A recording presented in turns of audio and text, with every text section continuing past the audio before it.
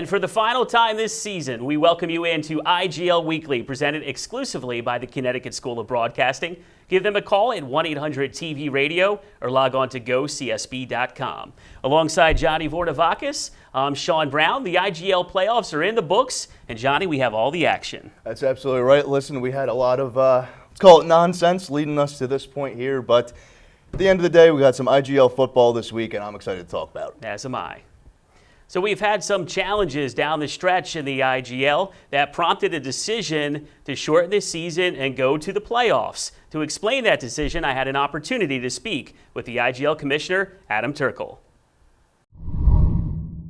Sean Brown for CSB's IGL Weekly here with the IGL Commissioner, Adam Turk. Turk, how are you? I'm good. Thank you, Sean. How you doing? Doing well. Listen, there have been some issues the last several weeks in the IGL. Can you talk a little bit about the obstacles that forced the decision to shorten the season and cut to the playoffs? Well, you know, as far as shortening the season, that was pretty much determined by the egregious actions of the UPenn Arena. When they put the Yellow Jackets basically out of business, as well as my team, the Pro Stars, by the actions that they created, it made it very hard for us to secure a proper venue. I'm sure many people are aware of Joe Krause's personal situation. That made it hard for him to operate, to be able to fix the problems that needed fixing. So we did the best we could. You know, after a few weeks off, we wanted to assemble playoffs. We wanted to have a champion, so we went forward and did the best we could with what was on our plate. What would you say to the IGL fans, the owners, coaches and players that would say a lot of meaningful regular season games were cut short and not played? I agree. Nobody's madder about than I am. They're going to say that, and I'm going to look at them and say, "Hi, you're right. This isn't the way we wanted it." Obviously, that's one reason that we were putting all 6 teams in the playoffs when it was originally supposed to be 4, was because of the shortened season. Listen, nobody wants a shortened season. I remember the NFL strike in 1982. I hated the world just for them doing it. Then they let replacement players play? Really? You know, no fan wants to see a shortened season. People have the right to be upset, but again, we did the best we can do with it. And all I could do was play a hand with the cards I was dealt. Way to finish strong. Thank you so much for doing this. Thank you for your time. Thank you for CSB. At this time, I would like to thank Tom DeFranco. I would like to thank Brian the Fishman Fish. I would like to thank all the camera people, everybody that was involved in this project, that believed in me. And if I do something, you know I'm going to pick up the phone. There you have it, straight from the IGL Commissioner, Adam Turkel. And for CSB's IGL Weekly, I'm Sean Brown. So there's your explanation from the boss man himself. Like I said, a lot of nonsense leading us to this point. But Sean, we're here to talk about football, so let's get into that. Playoff football at that. 422 SportsPlex in Pottstown we go. A lot of changes of scenery as we've had, 3 or 4 different venues? A little bit. It was a little bit of a hike, but they play football where we went, so I'm in. To the highlights. Darius Atkins goes deep and is rudely greeted by your favorite player, Johnny. That's right, Stephen Fortune, step for step here on this deep pass, gets underneath it, holds on, interception on the first drive. And he had a big game. More Fortune showing off his worth, this time on offense, 44-yard bomb from Henshaw. Yeah, you see the pure speed here as he gets behind the defense, secures the catch for the long touchdown. 8-0 New Jersey. Fury get a try. Atkins with the pitch to number 4, Marquise Thomas, who reverses field, but he gets knocked backwards and is gang tackled, and that is a safety. That's right. I think he maybe should have put his shoulder in here to the big dude. It could have knocked some guys over. Reverses field, maybe not a great decision. 10-0 New Jersey. Desperate team here, taking desperate measures, Johnny, as they try an early onside kick. They do, and you can't blame them. This is a team that was winless in the regular season. You got to provide a spark somehow. But Ryo, for the Nightmare, jumps on top of that for possession. More Nightmare. Travis Davis, nice catch and run here. After the catch, 15-yard score, and it's all New Jersey, 16-0. That's right. Makes a guy miss there, gets to the pylon for the touchdown. All right, so now we see Travis Davis doing it on the ground as he takes a handoff and goes in for the 1-yard touchdown run. Shows you a little power behind those pads there, puts his shoulder down and crosses the plane. So we have a bright spot here, something positive for the Fury as Ruben Cook bounces off a hit and nearly takes it to the house with his 46-yard return. Real good speed once he gets his hands on it, he makes a play. and we'll see him do something on offense a little later. Fury difficulties with the snaps all game long. More problems here. Darius Atkins mishandles the snap, but he turns garbage into gold as he takes it in for the 4-yard touchdown score, and the Fury are on the board. He does a nice cut up the middle, makes a guy miss, puts the shoulder down, gets his team on the board. 24-6 ball game. Another onside kick attempt here, but the Fury recover as Travis Davis have it. I stand corrected. The Nightmare have it as Travis Davis bounces on that football. Look, you can't blame the Fury for trying. I mean, you're trying to crawl yourself back into this game out of a 24-0 hole. I can't blame them at all for this. 0 for 2 on the onside kick attempts early on. Henshaw over the top pass to Stephen Fortune for his second receiving score. This one of the 25-yard variety. It's 36 New Jersey. Does a nice job keeping his feet in the back of the end zone. This guy just plays at a different speed, man. So all New Jersey, we go to the second half. Low kickoff here. That gives a problem for the coverage teams of the Fury, and the bigger problem is Stephen Fortune has the ball. This guy is electric. He makes guys miss. Almost loses it here at the end. Neat little cut. Into the end zone. You see the cut, though, before the bobble? He does. It was nice, but he is able to hold on to the bobble, crosses the plane. This guy makes plays. All right, so it's the Stephen Fortune show, 36, Fury 6 in this ball game. Fortune here recovering the onside kick, but you can't advance that. No, you see him turn it up and go score, but the play's dead as soon as he catches it. But this is just another example of what kind of a weapon this guy is. Trying to make things happen. Henshaw out, enter Rio, throws over the middle of number 26, Stephen Cannon, goes up and then tells the defender, get out of my way, as he goes in for the score. A nice tough catch over the defender here for the touchdown. Great play. 42-6 ball game. Fury back on offense. Dave Willis with the pitch to the back, who lets one rip, and Reuben Cook did it on special teams, and there he gets the reception. That's right. Mike Roach unleashes this pass. Reuben Cook, we saw, took a big hit. Was down for a little bit, but was able to come back in the game and make this play. Real nice to see him make a play. Good to see him get up from that knee injury as well, for sure. Willis here in a quarterback inside handoff to Marquise Thomas, who runs it up the gut like a locomotive for the Fury scorer. This is what I'm talking about. I mean, you got a weapon here. Put this guy's shoulder down and run over that defense. He is definitely a very physical, hard downhill runner. 42-12 game. To the fourth quarter we go, all New Jersey, and the Fury finally recover one. That's right. Hey, try again, right? At some point you're going to have some success. They finally recover one. Next play, though, Rio in pursuit of Darius Atkins, who probably wishes he was sacked there because then he throws to the wrong team. That's right. He kind of wishes he had that back. Rio did have a real nice shot to get this sack, but looks like it turns out for the better for the Nightmare. All right, more snap problems here for the Fury. That was kind of a common theme for them in this game. It was, and really all through the season we saw bad snaps and just a lot of just offensive dysfunction from this team. Dave Willis tries to gather it in the end zone, but it goes out of the end zone, and that is a safety, and afterwards Willis kind of went nuts a little bit. He did, talking about his height, the frustration boiling over the whole course of the season, really, not just this game.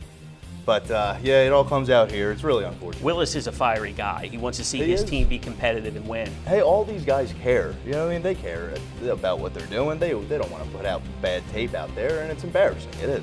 All right, so 44-12, and that would turn out to be the final, as it was a nightmare of a day for the Fury, and New Jersey advances to the finals, Johnny. That's right. Listen, this is a team with talent, with weapons all over the field. They weren't even at maximum capacity, maximum strength for this game, and you saw them roll. Yeah, the question is here, it was all New Jersey. Was this a statement game for the Nightmare? I think the way they poured it on in the second half, the way they played games in the second half, I think they're trying to tell you, hey, we lost a couple games, but that ain't us. We're a more talented team than we've shown. And at one point, they were up big, and they tried an onside kick to the Nightmare. So maybe they were sending a message to the rest of the league. They did, and it's unfortunate that the Fury were the butt of this game, but someone had to pay. Should the Fury have been in the playoffs? 0 wins in the regular season? Well, the Fury, organizationally, they did what they needed to do. They took care of their business. To play in the league, and so they were rewarded with a playoff spot. Unfortunately, they weren't able to capitalize. All right, so New Jersey moves on. Not that big of a surprise at all. But the question, Johnny, was this a statement game, in fact, for the Nightmare? There's a lot of plays you could point to that this was more about beating the Fury today. This was about telling everybody, hey, do we have a couple of losses on our resume? Yes. That shouldn't make you believe that we're not a good team. There's weapons all over this team. We talked about Fortune. We talked about Thomas, who wasn't even here today. I mean, this is a scary team. And the reason why I say statement game is because, you know, they were up big. They dismantled the Fury, but they were up big late in the game, and they tried an onside kick. That's right. So they're sending a message to the league. That's one of the plays you point to. I mean, this team is a proud team. You know what I mean? And they don't take those losses lightly. So they're trying to prove something. I would agree. All right, now let's hear from Fury players Marquise Thomas, Doris Atkins, and Stephen Elliott on their thoughts on the 2016 Fury season. I'm Jared Steckler, and I'm here with Marquise Thomas, Doris Atkins, and Stephen Elliott of the Fury. Obviously, your guys' season ended a little soon, but it got exciting there at the end, particularly with you, Stephen. You had that injury. You came back in, made an impact immediately. What was going through your mind? Just not quitting. I'm not a quitter. That's what the IGL is about, not quitting. Troublesome season, ups and downs, but we made it through, made it to the end. Unfortunately, we came up short, but it was all about fighting, putting hard out. Overall, what was your take on the year? Take on the year is just how much of a family we are. The league itself is a great league. Had some ups and downs.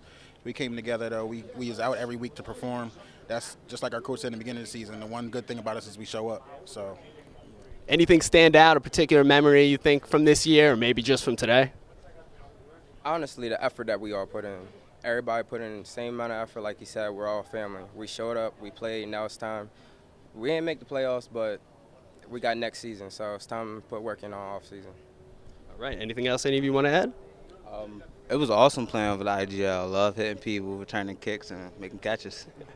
All right, man. It was awesome to watch you guys all year. Congratulations. Good luck the rest of the way. For CSB's IGL Weekly, I'm Jared Steckler. All right, so mercifully, the season comes to a close for the 2016 edition of the Fury. Johnny. That's right. It's unfortunate the way their season played out. They were undermanned for most of the season. They had problems finding talent. We talked to them after the game. Listen, they're a group of guys that cares. They want to win. It just didn't happen this year. Yeah, you know, we saw some more emotion from them. Later on in the season, they started playing with pride, some emotion. They were playing better, even though it did not reflect in the score. But for me, it came down to execution, and they really just fundamentally were not sound. They weren't, and this is their first year in the league. You know, they're going to get better. They're going to become more familiar with the indoor game, and we'll see improvement out of this team. I feel confident in that. All right, now let's hear from wide receiver Travis Davis, who had a huge game for the Nightmare. He's standing by with CSB's Jared Steckler. I'm CSB's Jared Steckler, and I'm here with Travis Davis of the Nightmare. How are you doing today? Doing good, doing good. We came out with the win today. Definitely a team effort. We didn't have all our guys today, but we still made it happen. What was the game plan? What were you guys looking to do in particular? You guys were obviously extremely effective, particularly in the first half. Basically, we wanted to be conservative and play smart. You know, we was down. We didn't have that many players, but played smart. We was effective with our play calling, and we made it happen. Moving forward onto the next round of the playoffs, what are some things you're hoping to build on? More team chemistry. The team chemistry was there today with only 8 guys. So we're just going to build team chemistry, tell the rest of the guys to keep coming. We're going to keep fighting, man. Nightmare football all day long. Well, congratulations and good luck the rest of the way. For CSB's IGL Weekly, I'm Jared Steckler. All right, everybody, dig out your shovels. It's time to jump on into the rabbit hole.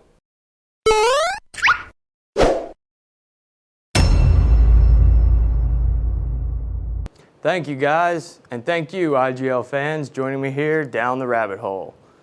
It was the Nightmare versus the Fury for the playoff game. The Fury's offense, some top contributors, Mike Roach, quarterback number 1, had 1 pass for 30 yards. DJ Atkins, running back number 5, had 4 attempts with 15 yards rushing, 1 TD, and 1 fumble. Justin Waters, number 10, wide receiver, had 1 catch that went for 30 yards. Some standouts for the Nightmare offense: Josh Henshaw, number 4, went 6 for 8 on passing attempts with 104 yards and 3 touchdowns. Stephen Fortune, number 23, had 3 catches for 70 yards, 1 touchdown, and he also came down with 1 interception. And Steven Cannon, number 26, wide receiver, had 1 catch for 26 yards that went to a touchdown. That's it for the playoff game. Now back to Sean B. and Johnny V at the desk. And thank you, Matt. And when we come back on CSB's IGL Weekly, we have a championship game to talk about between the Nightmare and the Mustangs, plus top 5 plays, bloopers, and more as CSB's IGL Weekly rolls on. So you've been thinking about changing careers? Well, now's the perfect time to check out Connecticut School of Broadcasting. Almost everything you hear on the radio, everything you see on television and on the internet was made by a creative team of audio and video professionals. Connecticut School of Broadcasting can help you switch from your current career path to the more exciting world of audio and video production. Come in and see what a career in broadcasting is like and see if it's right for you. Connecticut School of Broadcasting has a campus right here in Cherry Hill. Call 1-800-TV-RADIO or visit gocsb.com. And welcome back to CSB's IGL Weekly alongside Johnny. I'm Sean, and we have a championship game to talk about in the IGL. Absolutely, and this one delivered, man. Best game of the year for my money. It certainly was. To Total Turf in Pitman, New Jersey we go. First play from scrimmage, and we've seen this before as Henshaw goes deep to DeJean. New Jersey starts with a bang. That's right, over the top, 45-yard touchdown, showing strong hands at the point of attack. You see this guy make this kind of a catch every week. He certainly is a highlight reel. No Tyreek Smith to start for the Mustangs in this game. What happened? I don't know, maybe a little travel problem, maybe a little scheduling conflict. Regardless, they adjusted, ran a lot of Wildcat to start the game. That is the way they started. Wildcat early on. Here's a direct snap to Maurice Danzler as he follows his blocks into the end zone. 1-point conversion good, 7-6 Mustangs. That's right, one of the better power backs in this league for my money also. All right, so 4th down situation, lots of them in this game as it was a defensive battle. You see Turk saying that it's short and a turnover on downs there. That's right, a nice open field tackle to just keep him short on that 4th down play. And then we have more Wildcat formation, but it's blown up by the New Jersey D and another turnover on downs. That's right, Josh Gonzalez gets this snap, but Travis Davis with the interior pressure chases him down, a sack on 4th down turnover. All right, so to the second quarter we go. New Jersey knocking on the door, but Henshaw can't complete it into the tight window. And once again, it's a turnover on downs. What's going on over here? Pass goes a little bit high, and this would be a theme of this game, as there's a lot of really good, hard-fought defense. And then, at that point, Tyreek would finally show up to the championship game, but it's a bullet dodge in this one as that pick came out of bounds. Maybe shaking off the rust a little Right. bit. Dijon Thomas gets to this one, can't keep his feet in bounds. Though. Right. Now, Mustangs on the goal line here, but they can't get in. 4 and out, 4 straight passes, Johnny. Are you surprised they didn't try to run that one in? A little bit. You saw Maurice Danzler pound one in earlier. A couple plays from the 2-yard line, you would have thought maybe give him a shot. Not to mention they have a very mobile quarterback as well. You have threats. I question the play calling. All right, so broken play here. Henshaw picks up the high snap, heaves it up in the end zone, and watch that ball go off the face mask of Stephen Fortune and right into his hands. Right there, just falls right into his lap as he goes down. A key touchdown to end the half there. That would be a big play in this game. It really was. 12-7 New Jersey. So to the second half, Tyreek Smith here throwing to the wrong jersey. And that's that number 23 fella again. I think you like him. He makes plays on special teams, defense, offense. If you ask this guy to plant a garden, he could probably do that too. Does do it all, no question about that. Back comes New Jersey, but they can't capitalize on the turnover as Henshaw overthrows Stephen Fortune on that one. Another turnover on down. The effort in this game was outstanding on both sides. All right, now the Mustangs get a chance. Tyreek with a pump fake here. He takes off, but then decides to throw, but it's called out of the end zone, Johnny. Man, this one's tight here. As you see, he comes down in the back of the end zone, and to me, it looks like 1 foot lands out of bounds, 1 foot inbounds. Not good enough. I think this is the right play, but man, it was close. Yeah, as we slow it down, it definitely looked like that he was in, but that call did not stand. So he was out on the play. Mustangs threatening again. Here's Tyreek as he pump fakes here, and then he runs for the corner pylon, and he's in to give his team a very trim 1-point lead. Tyreek takes the quarterback draw here, a nice cut in the hole, gets himself to the pylon. and this is a 1-point game. It is a very slim lead. Now it's a nail-biter. Back comes New Jersey. 4th down situation here with the game on the line. Henshaw lets one go, and fortunately he's out for that one to move the chains. That's right, in traffic, getting hit, holds on to the ball to set his team up on the 1-yard line, which leads to... That sets up a very controversial play at the goal line. Henshaw shotgun formation. It's a high snap. He gives it to Travis Davis, and the ball is out. But did he break the plane? Sean, we looked at this a couple times in our pre-show meeting. We slowed it down. We went frame by frame. I think he does get in. He just loses the ball there. But if you look, there's the thick white line and the faint white line. He gets over the faint white line, which was the end zone. This is a touchdown. Good call by the refs here. And that's what the refs who got together with the commissioner, Turk, they saw what you saw. They did. They gave the touchdown signal, and they point out that it is an 18-13 football game here as New Jersey is back in front. That's absolutely right. Last try here for the Mustangs. Now down 5 of this game. They need a score, and Malik Jackson is wide open, but he can't hold on. So close for the Mustangs, Johnny. Tyreek Smith unleashes this pass, and Malik gets to it, dives, has his hands on it, but as he turns around, it comes loose, and that's going to be your ball game. And with that, the New Jersey Nightmare are the 2016 IGL champions. We've talked about it before. This is a team just loaded with weapons. You saw them all in today's game. Dijon Thomas over the top, Stephen Fortune providing that speed, Josh Henshaw, a good quarterback, and it all came together in this last game. They really did. They're kind of up and down season for them. They started off real strong. The middle of the season, they had a 2-game losing streak, but they were playing good at the right time of the year. And you always saw the talent. You always could see that there was talent there, and you kind of questioned what happened at the end. How did this game get away from you? But in the end of the season here, they got it together. All right, gracious in defeat. Mustangs running back Maurice Dantzler is with our Tony Marango.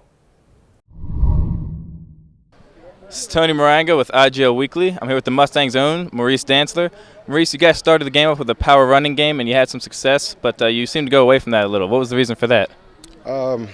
We tried to go back to what we was doing all season. You know, our quarterback came and we tried to run with him, and maybe we shouldn't have. We should have stuck to our game plan for the day and just kept running the ball. But, you know, things happen, man. You know, we gave it our all, you know, last game, championship, and, you know, the outcome wasn't what we wanted. But, you know, next season we're going to try again. Absolutely. Like you said, a hard-fought loss. Looking forward to next season. There was a play down by the goal line where you guys had a little trouble getting it in there. If you were able to go back, what kind of play would you call? Definitely a fullback dive.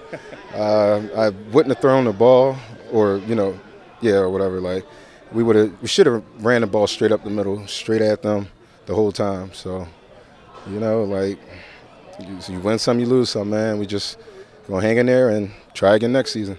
Hey man, the great ones always want the ball in their hands at the end. Hey, congratulations on a great season, hard-fought loss. For IGL Weekly, I'm Tony Marango. Really tough loss for the Mustangs. They had a really good season here this year, but it came down to one pass, Johnny. And it came down to one single play. You can go through the play, change one play, and maybe you change the whole course of the game. It's that close of a game, and that's why we love football. I feel like the Mustangs really didn't have it going on with their passing game today. And they still were within one reception of winning it all. Yeah, and you know what? After Tyreek came in, I thought they maybe should have stuck with the running game. It was working early on. Maybe it was something they could have built on. Especially when they were down on the goal line there and they threw it 4 straight times. Perhaps they should have just played smash mouth football, but still a very good season indeed. And let's hear now from champion Dijon Thomas of the New Jersey Nightmare. I'm Jared Steckler. I'm here with Dijon Thomas of the Nightmare. IGL champions, how's it feel? Feels good. It's a nice little reward after the 2013 season to come back and play with the New Jersey Nightmare. Gave me an opportunity to play out there and able to redeem myself and everything like that. So the players out there, they said, come on through, show some love. Made it happen. You were obviously your productive self out there. What kind of things were you seeing from the defense? They was playing a lot of yards, though. I don't know the specifics, but it's too many yards, how to make up a cushion. Other than that, I don't want to talk no junk. We champions, #1, man. New Jersey Nightmare. Y'all know how I go. Watch the tapes and everything like that. Come celebrate the night. You know what I mean? My man right here doing this thing. I got to go, man. #0 creative player. And Jersey Nightmare, baby. Can you tell us anything about the scuffle at the end? Oh, the scuffle. There's just a lot of tension. It's hot in here. You know, everybody wants to win. Everybody wants to win. Fair enough. Congratulations. For CSB's IGL Weekly, I'm Jared Steckler. You know, and personally, Johnny, I'm very happy to see Dijon finally get that championship. He's a very talented player. I covered him in 2013 when he was a member of the New Jersey Bulldogs. They weren't officially crowned the IGL champions that year. There was some controversy. So it's good to see him finally get that hardware, and it was good to see his old coach, Turk, embrace him after the game. That's right. You know, he's always smiling. He's always having fun out there. He's a great guy. And you could see just the passion he brings to the game through this game, you know, yelling, keeping his team pumped up, and it is glad to see that he could hold that trophy over his head. All right, final rabbit hole of the season. Here's Matt.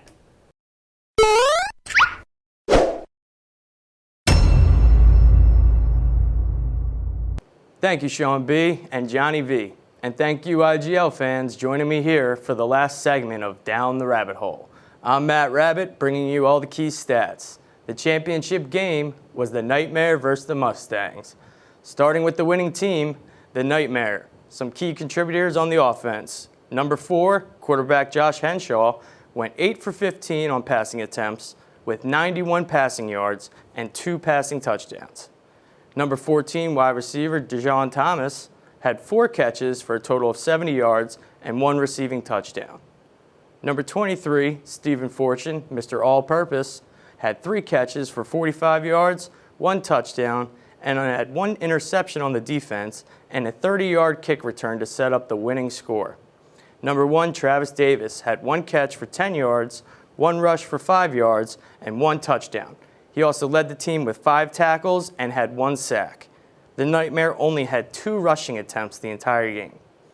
For the Mustangs offense, #1, quarterback Tyreek Smith went 4 for 10 on passing attempts with 42 passing yards, 1 interception, but he had 5 rushing attempts that went for 60 yards and 1 rushing TD.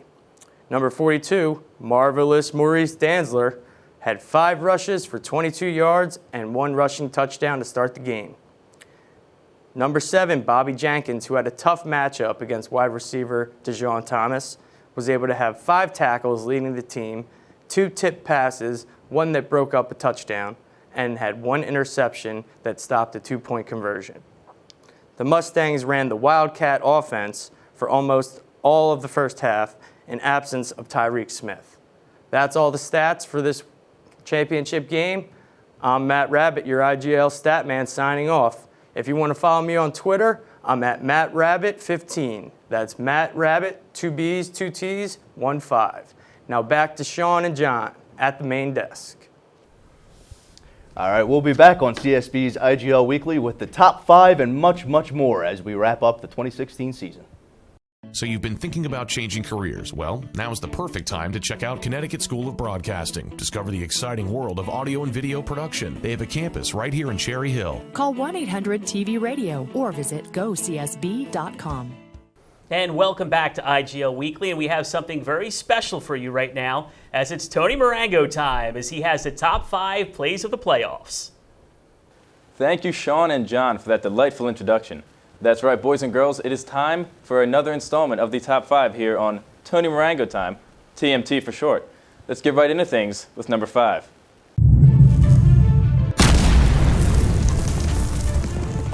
We start off with Japan's favorite son, the very own Ryo, recovers the onside kick here. Nice little spoon move, and he takes it out of bounds. Gotta love those fancy feet, I'm telling you.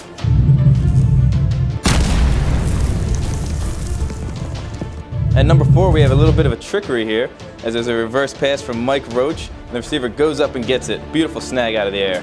Really climbed the ladder over the defender.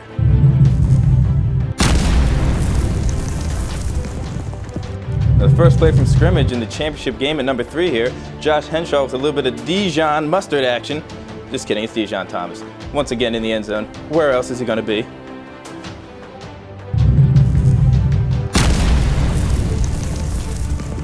At number 2, we have more championship game action as the Mustangs' very own Tyreek Smith stiff arms on a beautiful scramble and finds Vince Pagione in the end zone. Now, a little bit of controversy here. It was called incomplete, but you got to admire the strong play from Tyreek on that one.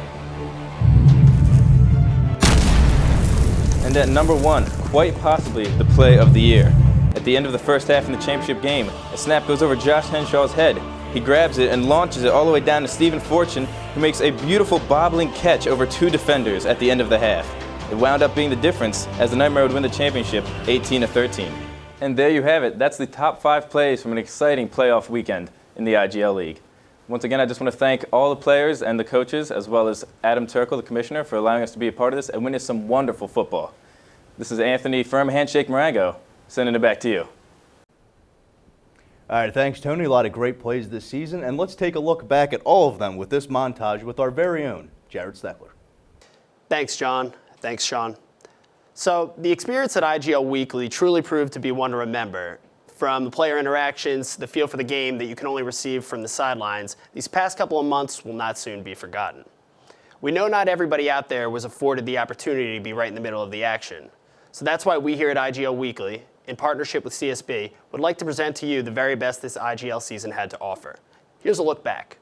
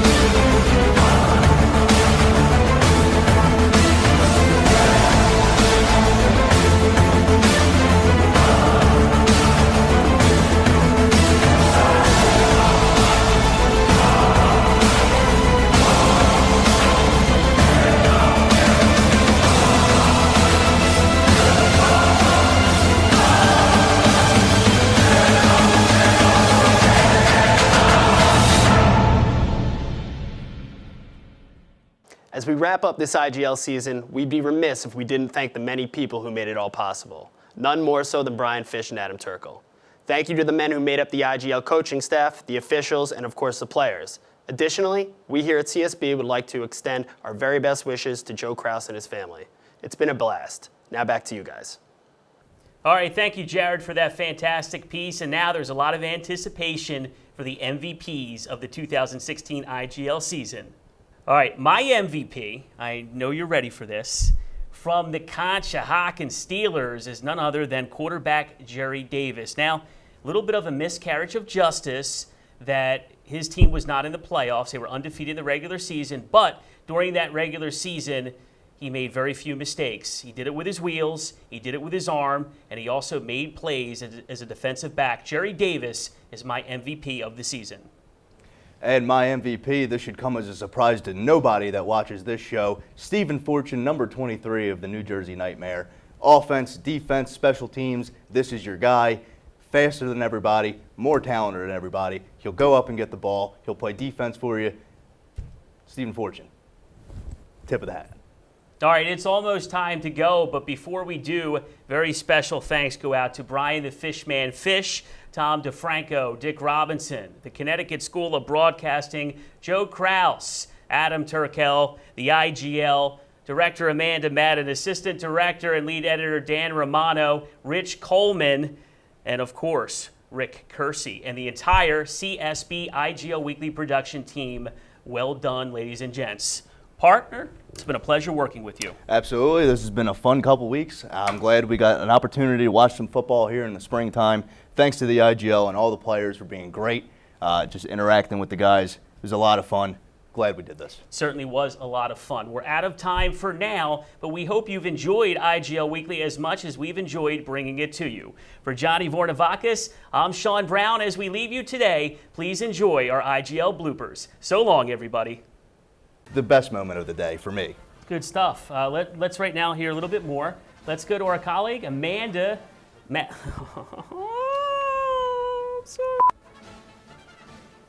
Wait a minute. Yeah. I'm sorry. Are we taking it from the top? I was totally spaced out there.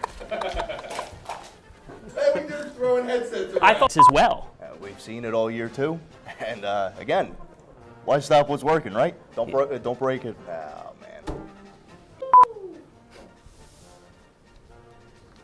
Oh, I forgot.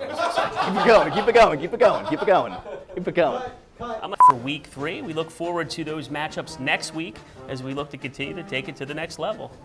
Let's do it, babe. All right, sounds good. That's a wrap for IGL Weekly. For Johnny V and the entire CSB. Really? Come on, guys. I'm sorry, did you say let's do it, babe?